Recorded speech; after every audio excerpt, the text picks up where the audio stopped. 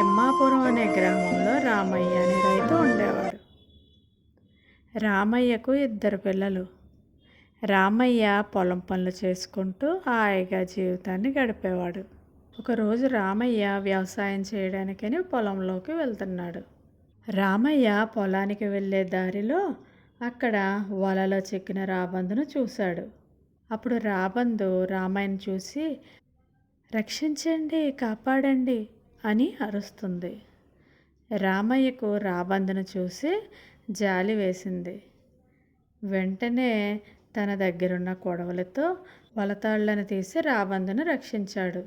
ఆ తరువాత రామయ్య తన పొలం పనులను ముగించుకొని అలసటగా ఉండడంతో పక్కనే ఉన్న గట్టు మీద అలాగా పడుకున్నాడు. అప్పుడే అటుగా వెళ్తున్న పాము రామయ్యని కాటు వేయడానికని చూసింది. అది గమనించిన రాబందు పామును ఒక్కసారిగా కాళ్ళతో తన్నుకుపోయింది. ఆ అలజడికి లేచి చూశాడు రామయ్య.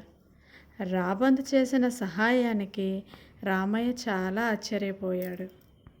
అందుకనే మన పెద్దలు చేసిన సహాయం ఊరికే పోదు అని అంటారు. అదర్రా పిల్లలు, కథ కనుక మీకు నచ్చినట్లయితే ప్లీజ్ లైక్ చేయండి.